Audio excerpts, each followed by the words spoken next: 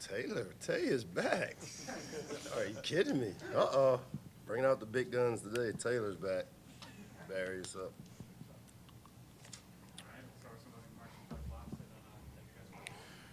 All right, so let me tell you guys some things that you already know. We're at the halfway point of our season, and as I tell you, we evaluate every part of it, whether it's coaching, whether it's staff, whether it's philosophy, whether it's process. We've had some challenging moments in the first half of the season, and as a result, I've made some tough decisions and significant moves internally. And as you guys know, when I make moves internally, I don't like to talk about them. There are things that are in-house that will, I think I've earned the right to be able to make these decisions and changes at all the different levels. I mean, we see it when a guy goes from second team to first team, or a guy goes from a first team to a second team role. And that's the great thing about being here at Maryland and having endured and been through building and growing the program. When I think about these decisions that I've had to make the last couple of weeks, when you look at the program from a holistic standpoint, the first thing I talk about and think about is grit. And that's kind of being consistent and having a commitment to stay the course until these changes start to show the type of results that we need them to show. That's hard for all of us, including me. I mean, as I told y'all, I've been doing the therapy piece. I'm a positive guy. I got to keep this because I've been around here a long time, 16 seasons. I know how it goes. That's called wisdom. And wisdom is somewhere between positive experiences and negative experiences, finding that middle ground for how you make decisions. And that's kind of where I'm at.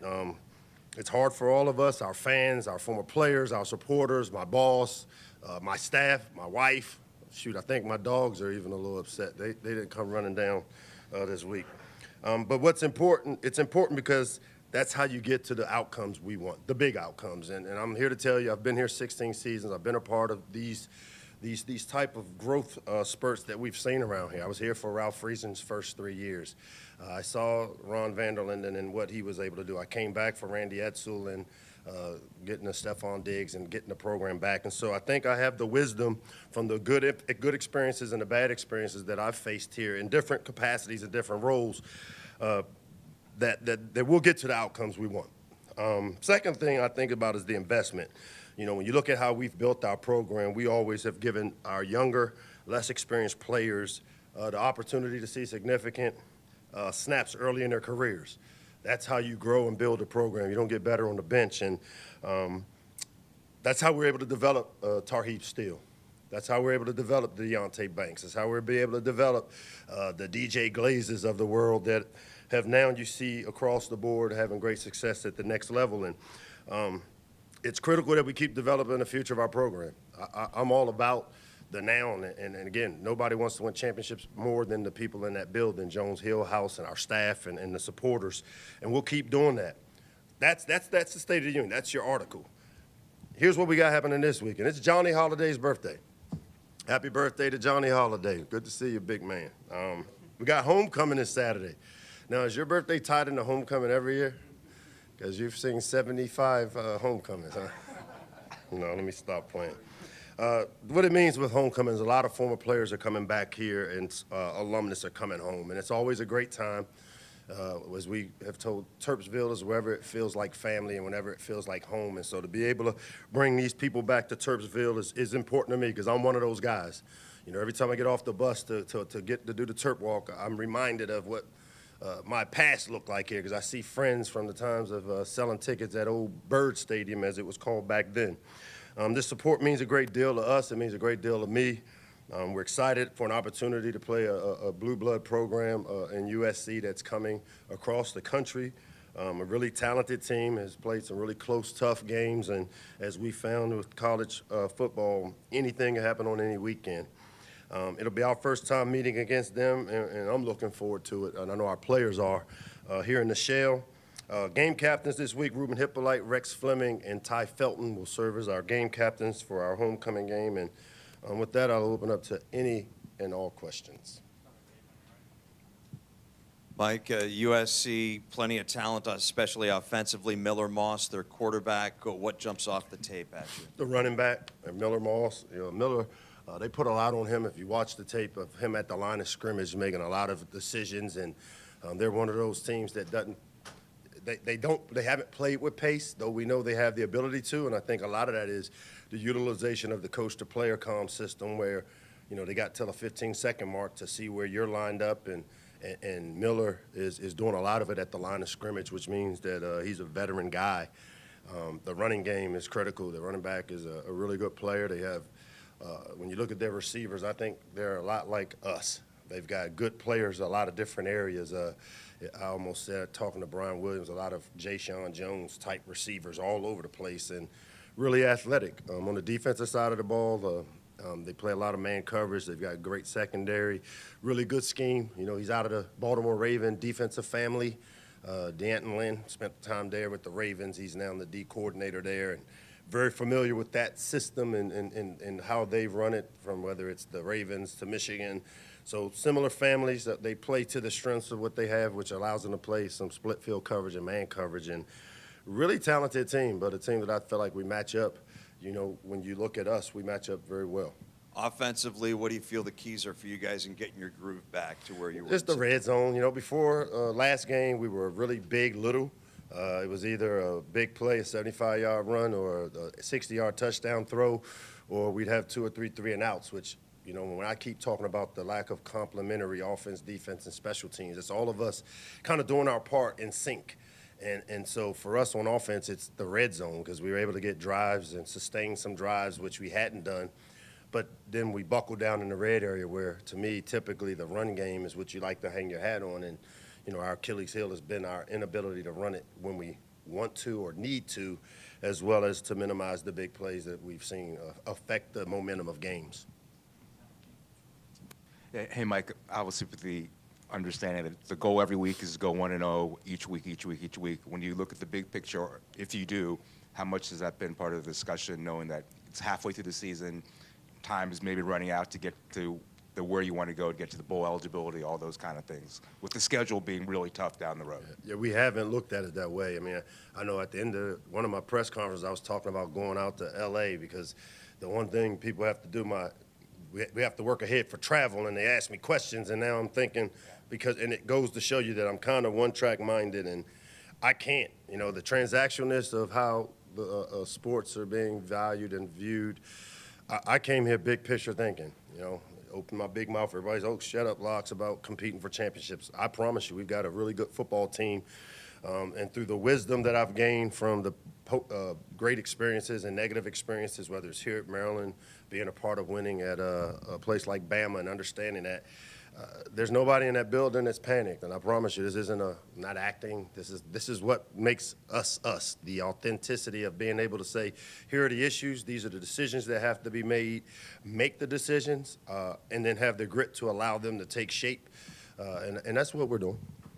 And when you look at the turnovers from last week, The turnovers from last week, how much has that been addressed, or how is it addressed? That's where, again, when you talk about having standards of not watching the scoreboard, it's a one-score game against a really good team at 17-10 with 13:42 in the fourth quarter.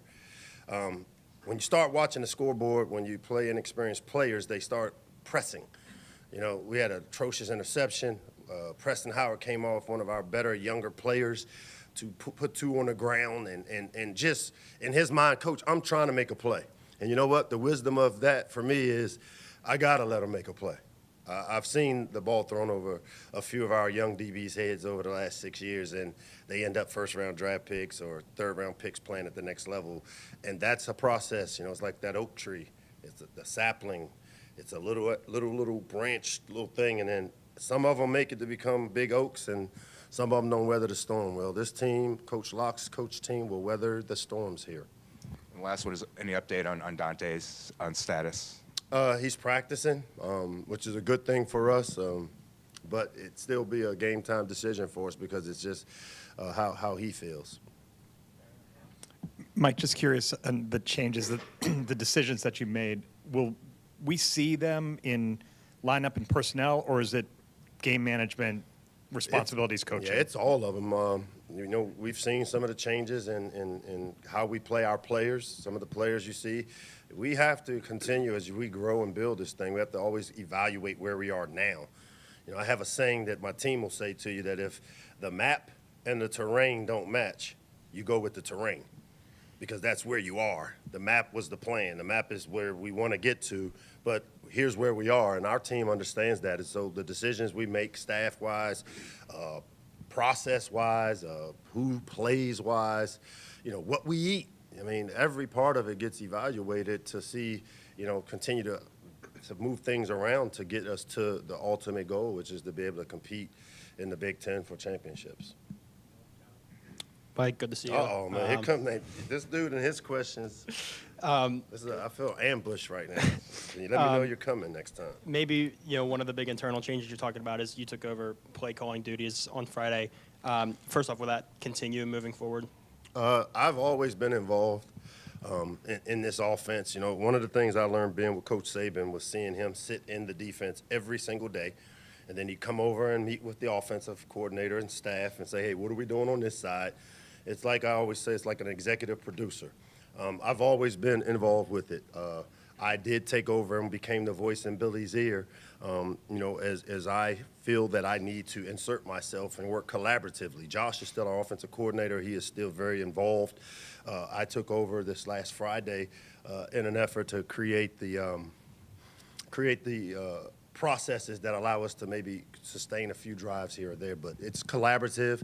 Josh is the offensive coordinator. I'll continue to be the voice to Billy, and we continue to game plan the way we have, which is, you know, guys within the program, our run pods, our game plan pods, and it's been more collaborative.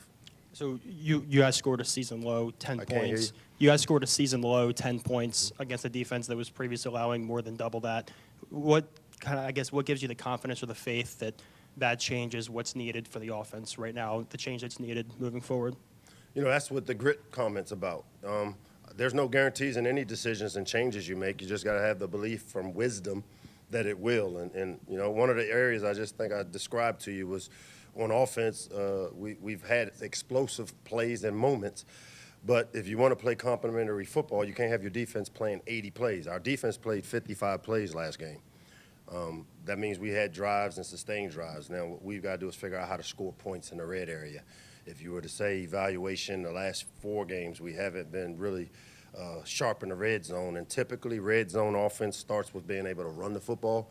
And that's been a problem which we will continue to address with how we do things, the philosophy behind how we need to run the ball. And that's, to me, how the wisdom of being through there and making these type of decisions here at Maryland over the years and seeing these type of decisions made, a lot of faith that they'll take shape the way we need them to keep us moving in the right direction. Hey, Coach. What's up, Sam? Your guys' transfers. You're like a little Taylor. Like, I always talk about comps. You know, when you talk about recruiting comps, this guy's like him. Like, I told Dustin, I said, does say he kind of reminds me of Taylor. And then Taylor shows up I don't know. Here comes a good young question. I don't know how I feel about that, though, you know. Because you guys blushing at it. Yeah. Wow. But in terms of your guys' transfer class, you guys brought in a lot on the offensive line, Husky in the secondary, and those have been the 2 units that have struggled the most, you've said. Why do you think that the transfers haven't, you know, acclimated themselves this year? Like, you know, you guys have brought in Shepard last year, played well, and this year it really hasn't clicked, it feels like. Come on, man. You know that answer. You know, you bring in Jaquan Shepard and he paired with Tarheeb Steele that's played 3 or 4 years. Here, we've had to make changes where we put, I think, 4 O-linemen, 4 DBs at the next level. Guys like Gottlieb and Yeje's on the practice squad for the Raiders, I guess they're called. You know, when you bring in 5, if you look at the Breakfast Club up front, you know, Andre Roy is going to have a degree before he has 12 starts. You know, he's going to graduate next June, and this is his first time on the field playing continuous. Ike Bunyan was a defensive lineman that we moved over to play left guard because it gave us a chance to develop some of the younger players and not throw them in the deep end of the pool. Josh Kaltenberger comes over from Purdue, right guard. We have a guy that didn't play at Georgia but was really talented enough to get recruited there that we were able to bring in ball. We play money ball and bring Alan Haran up from Shorter, very much similar to what we did with Corey Bullock, who happens to be on the practice squad for the Ravens. Those things you don't grow up wise. you have to go through the experiences together. That's what we're doing. I really like, and if you think of the future of that, and then you think of the guys behind them, the Hershey's, the Therese Davis, who as a true freshman was our player of the game on offense last week. He came in and played his tail off as a true freshman competing in the Big Ten. Just think of that. So you can't compare apples to oranges when you bring in one guy and maybe insert or two, but we've got 5 new guys up front. We've got two new starters, all 4 of the 2 deep guys are new at the corner position. That's where that little sapling, they're weathering some storms, very much like a Tarheeb Steele, a Deontay Banks, and some of these younger players that have came through our program and built this expectation up for us, and that's what we're going through. Yeah. Well, it's clicked great for him.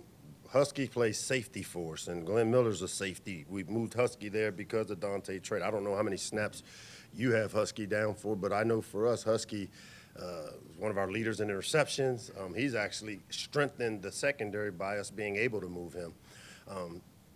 Personnel dictates that on defense because when they run the ball and play with big people, we try to match personnel to get bigger people in the game.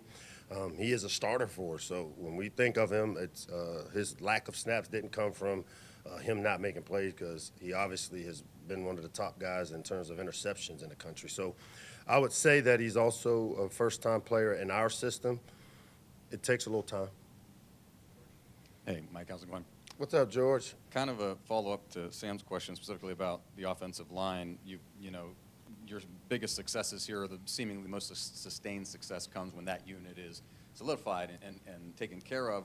You've got 3 different guys in that room in terms of coaching, and you've added voices in there to help.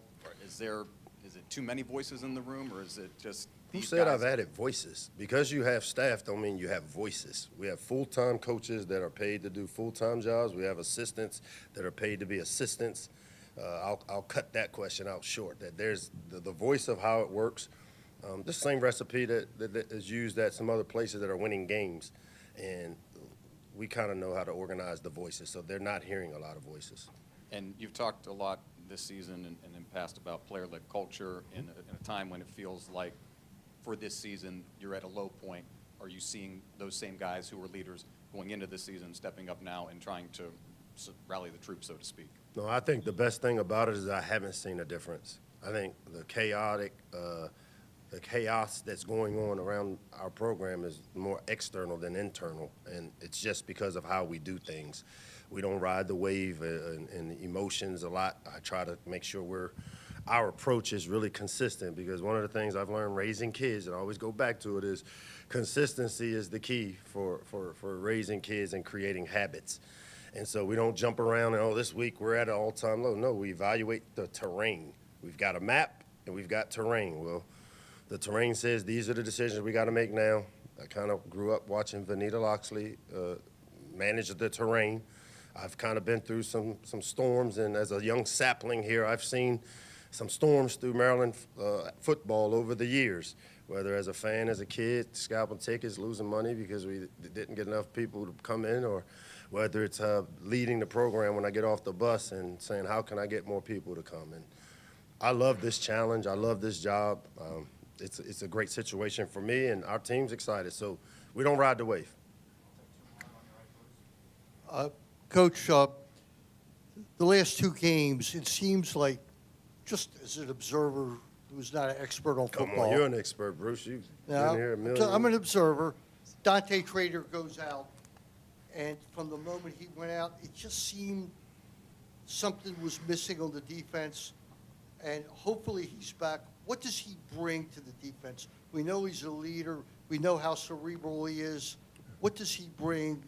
How much was he missed in those 2 games? He's a quarterback of our defense, but Bruce, because you have been around here a long time, I don't really care about all that. Like, I don't care that Dante wasn't available, because my job is to make sure number 6, Brandon Jacobs, who had a chance to go anywhere in the country, is prepared to go in and play when he has to. And, we do that around here.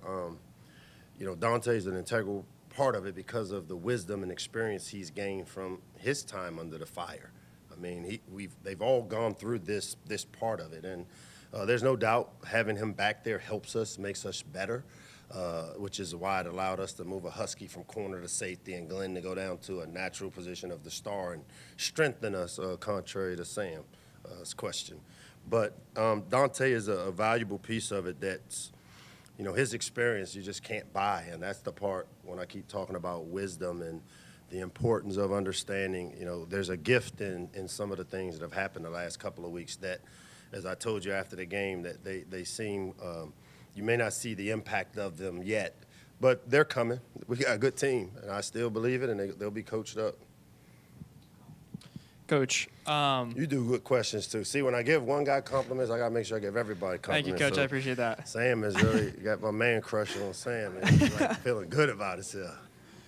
Coach, but now 0-3 in Big Ten play, how do you continue to instill confidence in the team that you'll get to where you want to go to, and where, like you said, where is that you want to be? By not looking at it collectively. We just got to measure the terrain. I'm going to keep going back to it. We know what the map was and where we want to go, but when the map and the terrain aren't matching, you better go with the terrain or you end up in somebody's river.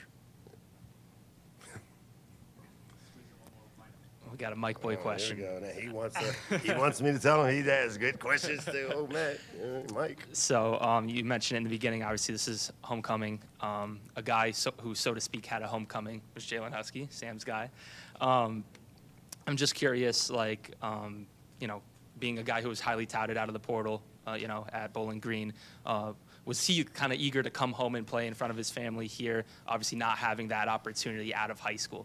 Yeah, he's one of those guys that I think we've made our living on around here. These guys that somehow we evaluate that turn out to be really talented guys, and he was one of those late bloomers because I know he transferred into QO, played 2 years there. I don't think he lost a game when he was there, and he was kind of one of those guys right on the edge of an offer for us.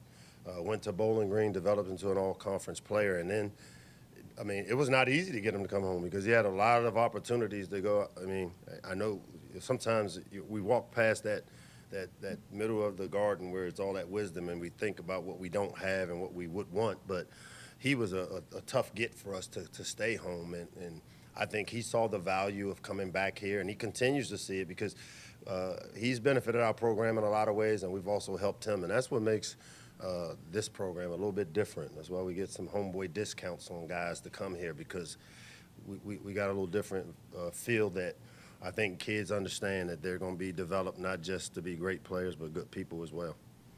Thank you, Coach. Thanks, guys. We'll have Dono Brown momentarily, then Ty Felton after Dono. Bro, man.